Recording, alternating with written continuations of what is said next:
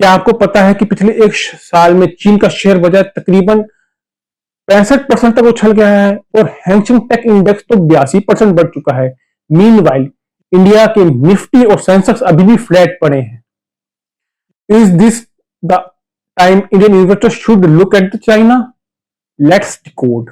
दोस्तों, पिछले एक साल में हैंगसेंग टेक इंडेक्स में करीब 65% की तेजी आई है, जबकि हैंगसेंग टेक इंडेक्स 82% ऊपर गया है। फॉरेन इन्वेस्टर जो पहले रेगुलेटरी अनसर्टेनिटी और इकोनॉमिक स्लोडाउन की वजह से कोशिश थे, अब वापस आ गए हैं। इलारा सिक्योरिटीज ग्लोबल लिक्विडिटी ट्रैकर के मुताबिक मार्च 2025 की तीसरे हफ्ते में फॉरेन इन्वेस्टर फंड में तकरीबन 1.2 बिलियन तक पहुंचे हैं, जो अक्टूबर 2024 के बाद हाईएस्ट है। अगर इंडिया की बात करें, जुलाई में निफ्टी ने 1300 पॉइंट की तेजी दिखाई, लेकिन फिर भी year on year return negative है।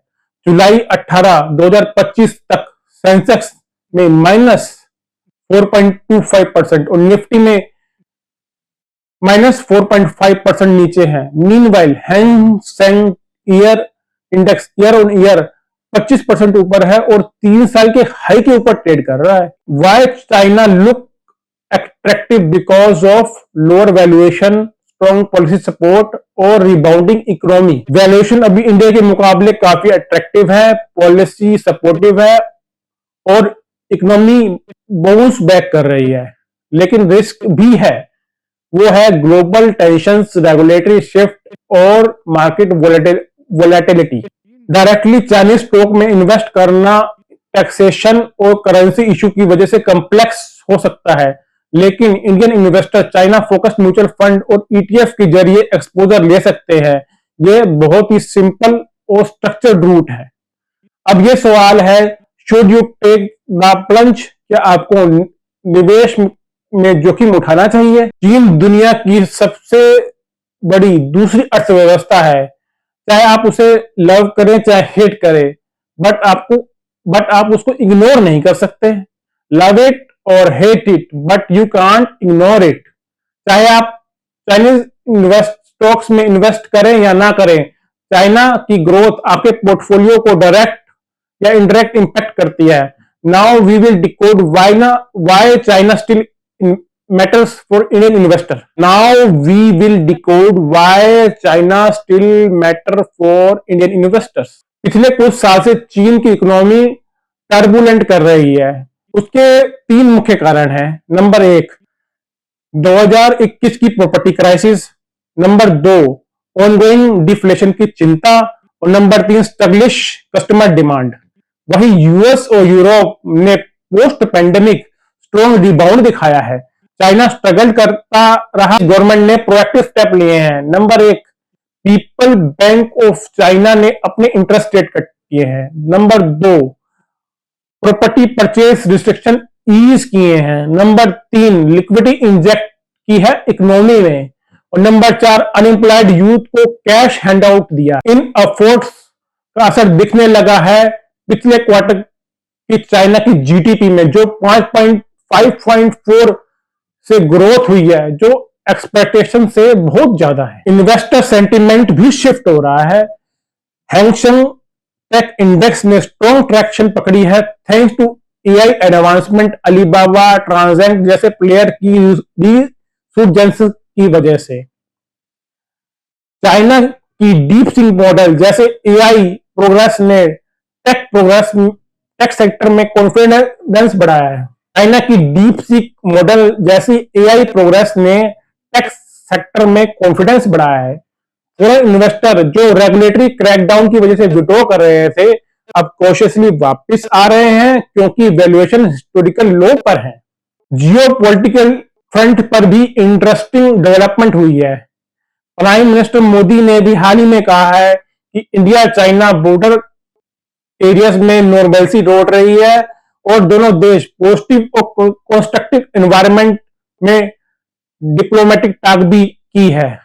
अगर चाइना और इंडिया के रिलेशनशिप इंप्रूव होते हैं, तो इससे नए इकोनॉमिक अपॉर्चुनिटी खुल सकती है और इंडिया चाइना ट्रेड और इन्वेस्टमेंट को बूस्ट मिल सकता है। अब हम बात करेंगे how investor can invest in China और चाइना के लिए इन्वेस्टमेंट थीम के बारे में भी बात करेंगे। चाइना दुनिया की दूसरी बड़ी इकोनॉमी है। यहाँ की ग्रोथ और टेक्नोलॉजी इनोवेशन पूरी दुनिया को अट्रैक्ट कर गया है। लेकिन सवाल है, हम भारतीय निवेशक इसमें कैसे इन्वेस्ट कर सकते हैं? आइए आसान भाषा में समझते हैं। दोस्तों, चाइना में निवेश के दो मुख्य गेटवे हैं। नंबर एक है सिंघाई स्टॉक एक्सचेंज यानी एसएससी। यह सीधे चाइना की इकोनॉमिक ग्रोथ से जुड़ा है और आपको यहाँ डाइवर्सिफाइड अपॉर्चुनिटी मिलती है, जैसे मैन्युफैक्चरिंग, इंफ्रास्ट्रक्चर और टेक्नोलॉजी सेक्टर। नंबर दूसरा गेटवे है हैंगसेंग इंडेक्स यानी एचएसआई। यह हांगकांग का इंडेक्स है और ज्यादा एक्सेसिबल होता है इंटरनेशनल इन्वेस्टर के लिए। चाइना के शेयर में इन्वेस्ट करने के लिए पर इंडियन इन्वेस्टर के लिए इसमें चैलेंजेस है। सबसे पहले चैलेंज है रेगुलेटरी बैरियर। नंबर दो है फॉरेन एक्सचेंज कॉम्प्लेक्सिटी और नंबर तीन है करेंसी कन्वर्जेशन इश्यूज। और अभी आरबीआई की ओवरफ्लो फंड पर भी रिस्ट्रिक्शन की वजह से ज्यादातर इंटरनेशनल फंड अभी इन्वेस्टमेंट एक्सेप्ट नहीं कर रहे हैं, लेकिन फिर भी एक स्ट्रक्चरल अप्रोच अवेलेबल है।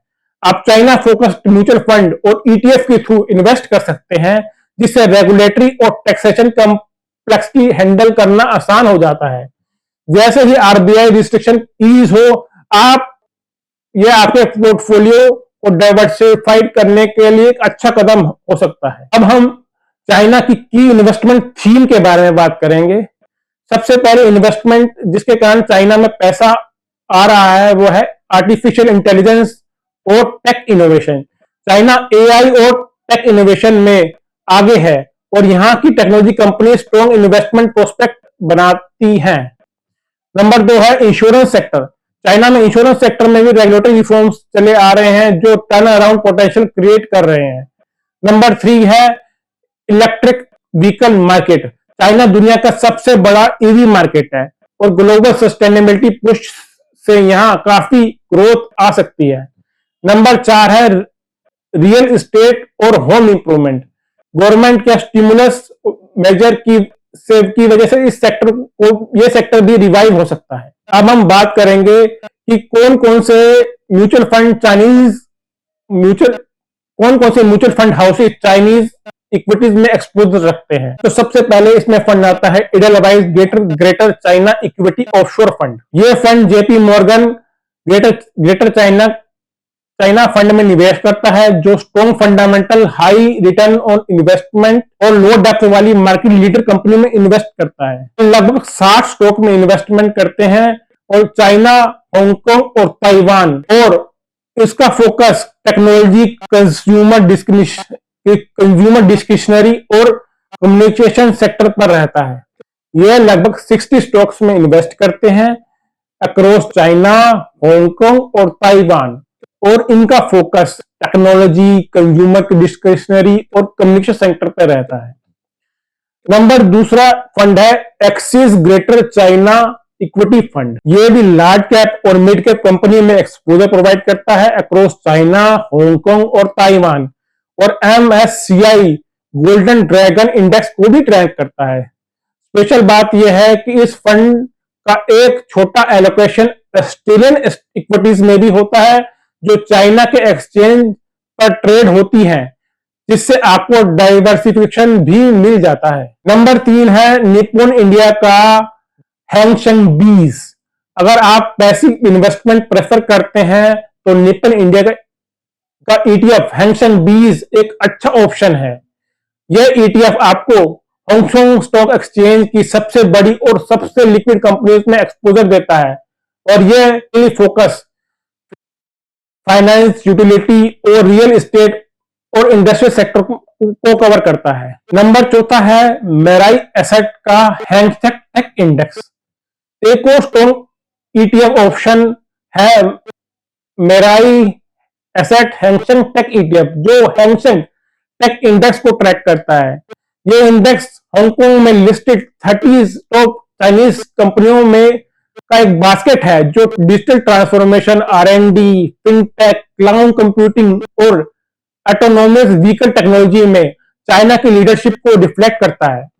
इंटरेस्टिंग बात इसमें यह है कि यह हैंगसेंग टेक ETF ने पिछले एक साल में 6 से 4% तक का रिटर्न दिया है, जो कि ब्रोडर मार्केट इंडाइसिस में सबसे बेहतर परफॉर्मेंस। तो अब बात आती है कि should you invest in China. China का मार्केट रिसेंट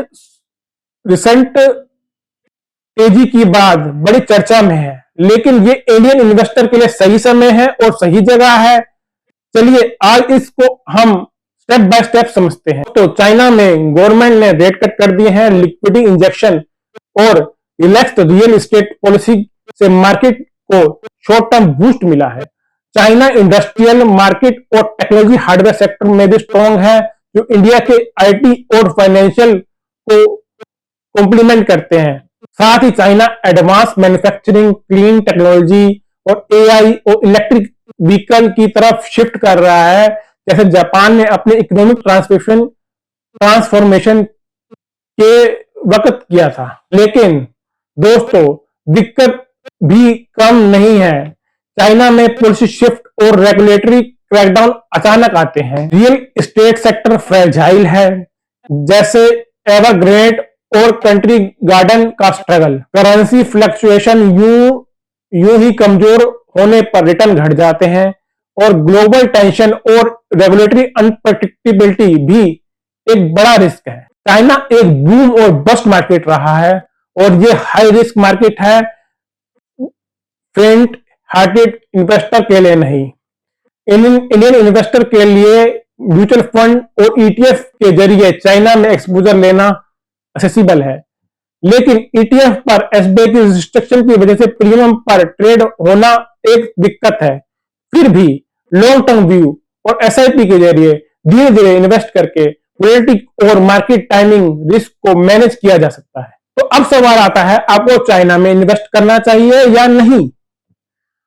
तो इसके लिए अलग अलग 3 किस्म के इन्वेस्टर हैं। एग्रेसिव इन्वेस्टर, जो एग्रेसिव इन्वेस्टर है वो 5 से 10% पोर्टफोलियो चाइना फोकस फंड में डाल सकते हैं डाइवर्सिफिकेशन के लिए। जो कंजर्वेटिव इन्वेस्टर है वो इंडिया की स्टेबिलिटी और लॉन्ग टर्म ग्रोथ पर फोकस रखें और चाइना से दूर रहें। एसआईपी के जरिए चाइना म्यूचुअल फंड में निवेश करना एसआईपी के जरिए चाइना म्यूचुअल फंड में निवेश करने से रिस्क मैनेज होता है। हम इंडिया और चाइना का कोरिलेशन एनालिसिस करेंगे। अब बात करते हैं डाइवर्सिफिकेशन पोटेंशियल की। निफ्टी और शंघाई कंपोजिट के बीच कोरिलेशन 0.37 है, यानी मॉडरेट पॉजिटिव रिलेशन है, और इंडिया और शंघाई के बीच कोरिलेशन इंडेक्स 0.12 है, मतलब हांगकांग इक्विटी रिलेटिवली बेटर है डाइवर्सिफाई करने के लिए। इसका मतलब यह है कि चाइना इक्विटी से कुछ डाइवर्सिफिकेशन बेनिफिट मिलता है, लेकिन लिमिटेड। तो अब हम इस वीडियो के फाइनल कंक्लूजन की तरफ आते हैं। दोस्तों, चाइना की वैल्यूएशन ड्रिवन और सेक्टोरियल सेक्टर इसको एक high risk high reward opportunity बनाते हैं, लेकिन यह मार्केट उन इन्वेस्टर के लिए है जो हाई रिस्क एपेटाइट और लॉन्ग टर्म विजन रखते हैं।